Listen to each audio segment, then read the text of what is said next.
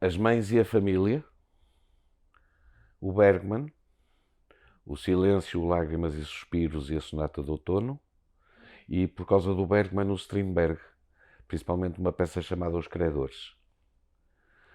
E depois tratou-se com este ponto de partida, de inventar uma situação e umas relações familiares que se adequassem às atrizes que entram no filme. É sempre assim que eu faço.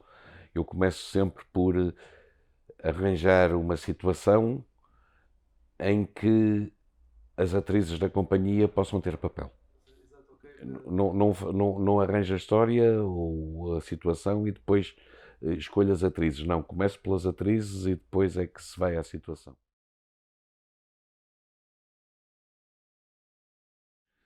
Isso é outra questão. O hotel podia não ter clientes. Podia ser uma espécie de Shining sem terror. Mas tendo clientes, ganha outra dimensão. Porque elas não estão na sua intimidade promíscua sozinhas. Têm observadores. E, por outro lado, estabelece um paralelo paradoxal em que há vida para além dos dramas delas. Outras vidas também com os seus dramas próprios. E em que há uma máxima do Schopenhauer que diz: qualquer vida vista por dentro é uma tragédia, vista por fora é uma comédia.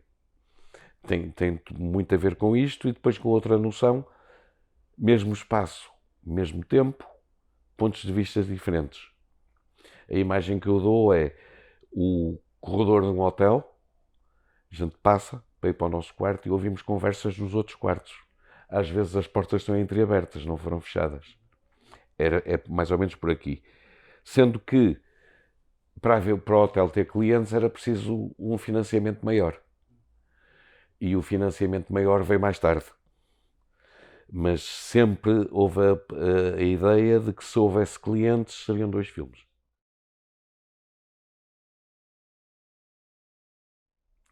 Arranjo uma. Para o mal viver é a ansiedade. Como a ansiedade limita a vida e limita o amor. No viver mal é como o sentimento de posse de uma mãe a faz manipular e muitas vezes destruir os filhos. Ou a necessidade de posse de uma mãe. No fundo, como a condição de mãe impossibilita também essa condição, muitas vezes.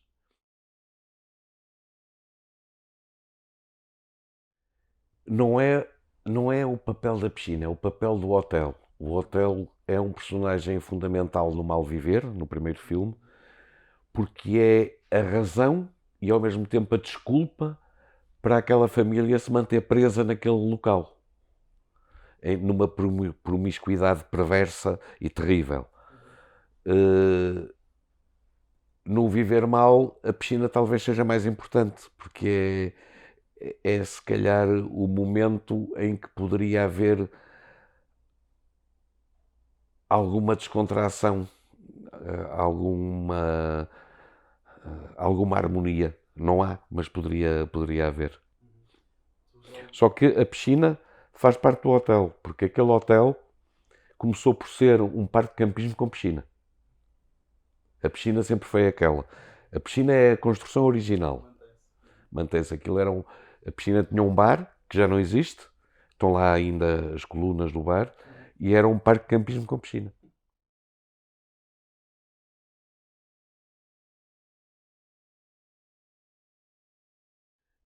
Não é significado, é uma intenção. E a intenção é de perturbar tanto o espectador que fica curioso com aquelas conversas que está a ouvir, como os personagens da cena que está a ser vista. Eles não estão sozinhos. Há outras coisas a acontecer que os podem perturbar e que lhes dão a sensação, e que lhes dão a noção perfeita de que não estão sozinhos, que a vida deles não é única.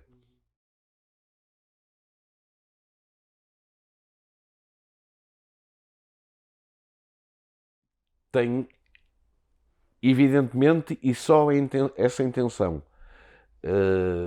A minha intenção é sempre tentar não ilustrar e não direcionar a imaginação do espectador e deixá-la e dar-lhe o máximo de possibilidade de escolha.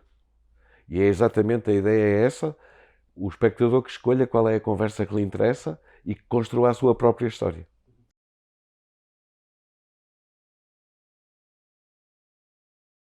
Claro, evidentemente que aquilo que eu escolho não mostrar é tão ou mais importante que aquilo que eu escolho mostrar. E a ideia é sempre essa, é sempre deixar à imaginação do espectador o máximo de possibilidades. Eu dou um exemplo. Na cena em que a Ângela vai acordar a Piedade logo no princípio do filme, só se lhe vê um pé. Eu acho muito mais interessante imaginar a cara da Piedade do que ir filmá-la. Só se vê um pé e ouve-se a voz.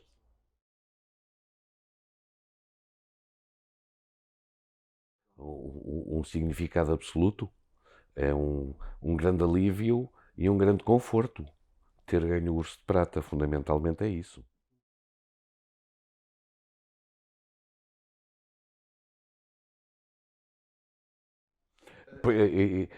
É um facto. E eu antes centrava-me muito nas classes mais pobres, que não é a minha, porque achava que exatamente porque as classes mais pobres têm muito mais tempo, são obrigadas a dedicar muito mais tempo à luta pela sobrevivência, não têm tempo para elaborar sobre a tristeza. E, portanto, achava que os sentimentos eram mais primordiais nas classes mais pobres e mais espontâneos. Agora já não acho isso, da mesma maneira, mas continuo a achar que os pobres não têm tempo para elaborar sobre a tristeza. Têm que sobreviver à tristeza.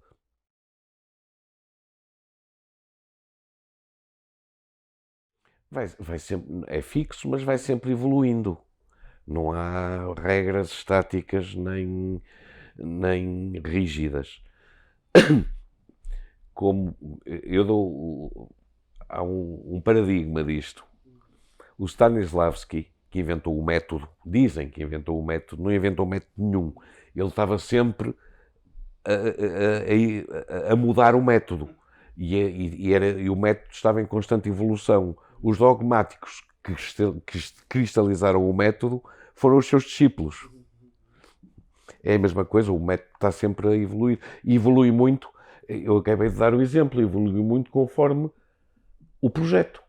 O método ou o processo, eu não gosto de método, o processo é diferente no mal viver em relação ao viver mal, porque o viver mal parte de ter três peças concretas do Strindberg como ponto de partida. Sobre aquilo que conheço bem, sobre a encenação, sobre a relação entre um encenador ou realizador e durante os ensaios de uma peça de teatro com as atrizes. Eu acho que vai cada vez melhor. Eu acho que vai cada vez melhor, que os novos são cada vez melhores que os velhos. João, muito obrigado. Obrigado.